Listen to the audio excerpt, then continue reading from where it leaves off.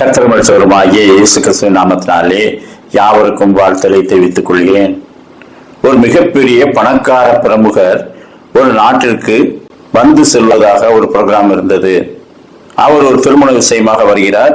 வந்துவிட்டு பெரிய பெரிய வியாபாரிகளை, பண முதலீடு செய்பவர்களை அவர் ஒரு நாள் சந்திக்கிறார் என்று ஒரு மிகப்பெரிய ஹோட்டலிலே பெரிய அரங்கை அமர்த்தி அவர் வருவதற்கான எல்லா ப்ரோக்ராமையும் தயார் செய்திருந்தார்கள்.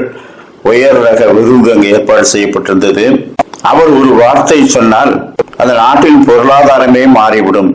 பெரிதும் சிறிதுமான அநேக பெரிய வியாபாரிகள் அவருடைய வருகைக்காக காத்திருந்தார்கள். அப்படியே அவர் அந்த முக்கியமான திருமணத்துக்கு வந்து அதிலே கலந்து கொண்டு விட்டு இந்த கூட்டத்துக்கு வரும்போது வழியிலே அவருக்கு கொஞ்சம் சுகவீனமாகி காய்ச்சல் ஏற்பட்டு விட்டது.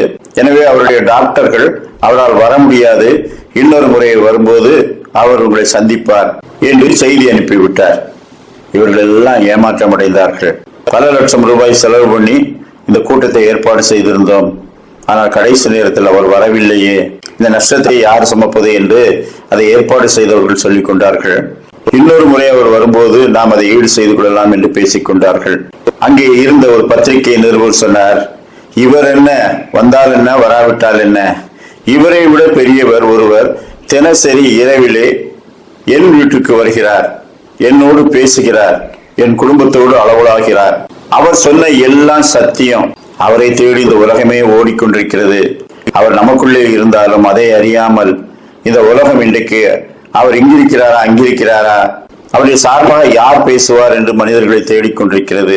அவர் சொன்னால் தேசத்தின் பொருளாதாரம், தனி மனிதனுடைய வாழ்க்கை, நிதி நிலைமைகள், உலகத்தின் இயற்கை சூழ்நிலை, பெய்ய போகும் மழை, அடிக்க போகும் வெயில் எல்லாமே மாறும்.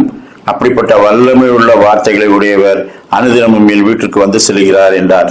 அவர்கள் எல்லாரும் கிண்டலாக அவர் யார் என்றார்கள். அவர்தான் கர்த்தராகிய இயேசு கிறிஸ்து. நீங்கள் அவரை விசுவாசித்தாலும் விசுவாசியாவிட்டாலும் 2 பேராவது 3 பேராவது அவர் நாமத்தினாலே கூடி ஜெபிக்கும் போதெல்லாம் அவர்கள் நடுவிலே வந்து விடுகிறேன் என்று சொல்லியிருக்கிறார்.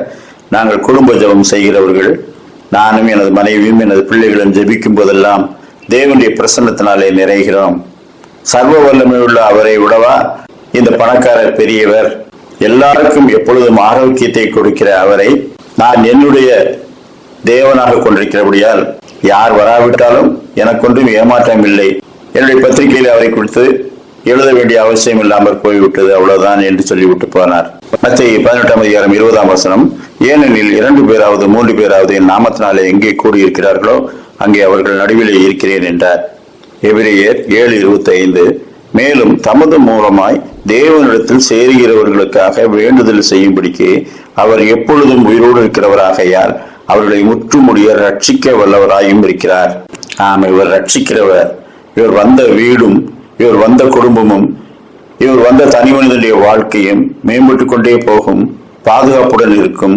அவரை பெற்றுக்கொள்ளவும் அவரோடு இருக்கவும் நாம் எப்பொழுதும் விரும்புவோம். கர்த்தர் தாமே அப்படிப்பட்ட நல்ல சிந்தனைகளை இந்த நாளிலும் நமக்கு தந்தருள்வாராக.